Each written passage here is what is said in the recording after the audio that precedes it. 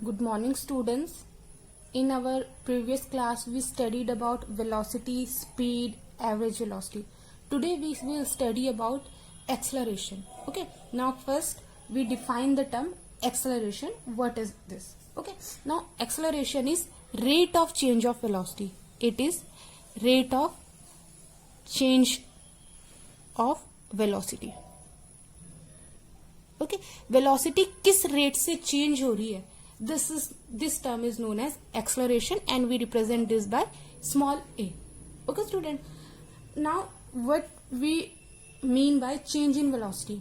Let's consider, suppose हमारे पास कोई object है और वो object move कर रहा है, तो स्टूडेंट्स उसकी स्पीड, उसकी वेलोसिटी कंटिन्यूअसली चेंज हो रही है, वो सेम वेलोसिटी से मूव नहीं कर रहा है. Now we consider initial velocity थी जो ऑब्जेक्ट की, this is u, and final velocity is equals to v. Now what is the change in velocity? Change in velocity is equals to v minus u, final velocity minus initial velocity. Now formula for acceleration a is equals to, formula क्या होता है acceleration का? change in velocity,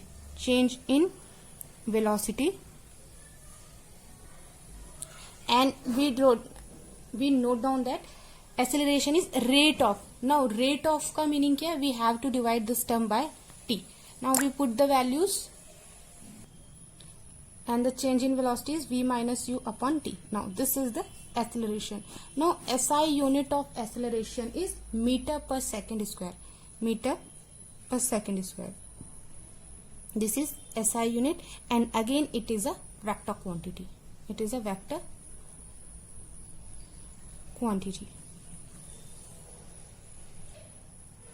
Now students, we take our next topic, equation of motion, most important part of the chapter, equation of motion.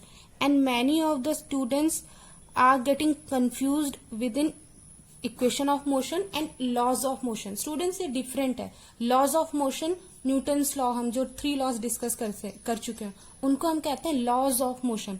And now we discuss equation of motion. Now what are this 3 equation of motion?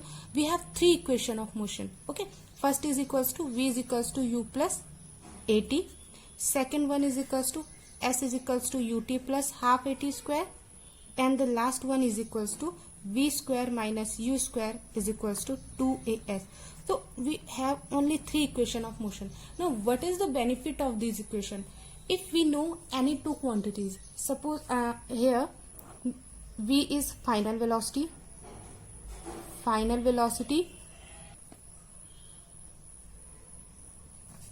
u is initial velocity, t is time, a is acceleration, and s is displacement of the body. Okay, ये सारे terms के लिए same, सारे equations के लिए ये terms same रहेंगी. Now students, ये बहुत हेल्पफुल इक्वेशन है. If suppose we have first equation, तो first equation of motion is v is equals to u plus at. अब we have 4 quantities, final velocity, initial velocity, acceleration and time.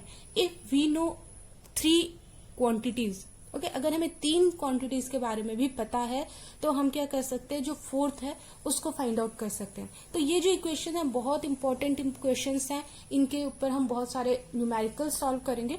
Now जो equation of motion है ये हमारा जो work है उसको बहुत इजी कर देती है. ओके, कि if we don't have final velocity but we know the initial velocity and acceleration and time, so we can calculate final velocity, और from this we can calculate u initial velocity if we know final velocity, acceleration and time.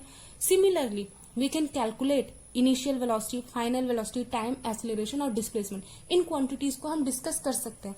Now first equation is v is equals to u plus at, where v is final velocity, u initial velocity, a acceleration and t is time. In our next second equation s is equals to ut plus half at. अभी students हम इनको derive भी करेंगे. इनको हम physics में एक बहुत इंपॉर्टेंट पार्ट होता है डेरिवेशन, जहां हम कोई भी फॉर्मूला स्टडीज करते हैं. Suppose we study f is equals to ma, हमने ये फॉर्मूला स्टडी किया f is equals to ma, तो एक पार्ट ये भी होगा जहां हम प्रूव करेंगे कि ये फॉर्मूला हमने कहाँ से डिराइव किया. एक फिक्स पैटर्न होना चाहिए, एक करेक्ट वे होना चाहिए फॉर्मूला लिखने का। ऐसा नहीं कि हम कुछ भी लिख लें। तो इसी में डेरिवेशन बहुत इंपॉर्टेंट है और हम इन तीनों इक्वेशन को डिराइव भी करेंगे कि कैसे हम ये फॉर्मूला लिख रहे हैं। Okay, now S is equals to displacement, again U initial velocity, T time, half a constant, a acceleration and t time. Again this v final velocity, u initial velocity, a acceleration, s displacement and 2 is a constant. तो ये जो equations of motion है बहुत important है। Okay student, और in our next class we derive these equation कि हम formula कैसे लिखेंगे इनके लिए।